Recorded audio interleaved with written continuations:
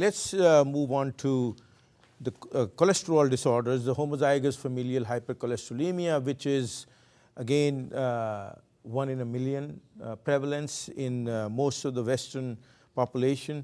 And I mentioned earlier that familial chylomicronemia is also about 1 in a million patients with lipoprotein lipase deficiencies. So the characteristic signs of these disorders are that cholesterol gets deposited either in our circulation, giving us premature coronary heart disease, strokes, problem with our circulation, or it can manifest by depositing in certain areas like under the skin. You mentioned in severe hypertriglyceridemias, they develop eruptive xanthomas. In familial hypercholesterolemias, they develop tendon xanthomas. And they also develop a ring around the cornea called arcus corneae or arcus senilis.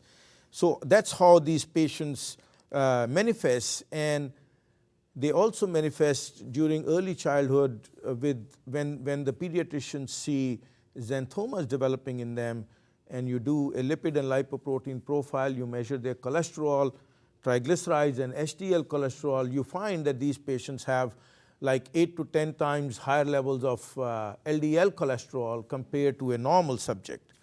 And that leads to the diagnosis. And so the diagnostic test is, to start with, it is a lipid profile, but then I think it has to go forward with genetic testing to confirm the diagnosis. Now that's where we are right now lagging, because there are not many laboratories which can provide genetic testing for these disorders. There is some effort being made in the area of familial hypercholesterolemia in screening the LDL receptor gene, apolipoprotein gene, and PCSK9 gene, which is extremely rare mutations cause high cholesterol. Some effort is being made. And Vanessa, you talked about a patient registry for familial chylomicronemia, but then again, diagnostic tests which are genetic, whether it is lipoprotein lipase gene mutation or the cofactor mutations in apolipoprotein A5 or C2, or lipase maturation factor which dimerizes lipoprotein lipase, or an anchoring protein which is called GPI HBP1. These gene mutations are not available right now at a clinical level unless we do exome sequencing, where we are going to sequence all the protein coding, then you can get to these. But certainly these are available in research labs like ours and other labs around the country who are interested in managing and taking care of these patients. So Vanessa, as with other familial disorders, what is your experience with familial hypercholesterolemia or familial chylomicronemia syndromes, and then what are your opinion regarding screening of first-degree relatives of these conditions? Absolutely. I think, again, as we talked about in the beginning, so often these are disorders that have increased risk for additional family members. So making the diagnosis in the proband in the first person in the family is very important, not only for their health, to minimize any health effects from the disease where we can, but also to evaluate and screen the health of their first-degree family members, which can be brothers, sisters, it could be parents, it could be children. And so making that first diagnosis and then having the genetic counseling to communicate to those first-degree relatives what their health effect and risk could be, what steps they can take to either determine the diagnosis should they wish, or to prevent manifestations and do screening. All of those are options that are really important to have early and often up front. And then we can look at extended screening, potentially for second or third degree family members. Sure.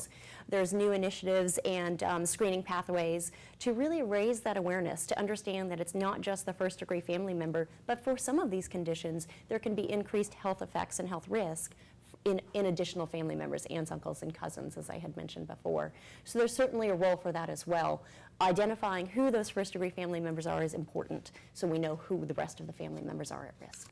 So in our experience, there are certain regions, let us say in India, where lipoprotein lipase deficiency, even though it is autosomal recessive, it is 1 in a million, but because of inbreeding there, it appears much more frequent. And there are certain pockets like that, even in South Africa, where people from this region migrated over there, and they have reported a lot of patients. So what about premarital counseling, or screening? Right, very important for a variety of reasons, for a variety of cultures and risk factors. And I think where we are encountering that, there should be the opportunity to have those types of discussions early on. Often it starts with a healthcare provider. Many times it's going to be someone like a GYN or an OB who's seeing the woman first, who's counseling her about things going on in her family history. It's not uncommon to do a screen in a GYN or OB setting, figure out what's going on in the family history beyond just their immediate medical issues, and then provide counseling and opportunities for screening or testing beyond that. Right. Well, I would like to comment. Yes. What you described is what we call founder effect. So Yes. one person, many generations before, developed a mutation. Every time 100,000 genes you copy, you make a mistake. So about 1 in every 4 sperm have a new genetic mutation in them, and eggs. And so once it's founded and the community stays and inbreeds, you will get a lot of recessive disorders. Good example, the Ashkenazi Jewish population, Tay-Sachs screening has been carried out, education, synagogue testing, and prenatal counseling, genetic counseling during pregnancy, testing. You can now get screens when you're pregnant for the common genetic diseases that can be molded to your ethnic background. So there's a way for you to know, even before you get pregnant, your risks for having children. So has that made impact in lowering the prevalence of these diseases that you mentioned in Ashkenazi Jews? Definitely. Good. No question. Right. The Ashkenazi Jewish population is very connected, and the education spread very easily through the synagogues. And but for other diseases, the answer is that it hasn't been as effective because of the lack of awareness, and that's where genetic counseling comes in. If you come to the genetic counselor when you're pregnant, or when you're planning a pregnancy, you can, before pregnancy, you can be tested for the diseases. And good example are the patients at risk for thalassemias who live around the Mediterranean. Those patients, it is impacting. I think on an individual basis, it impacts. Whether it's statistically showing in most populations, we don't know yet.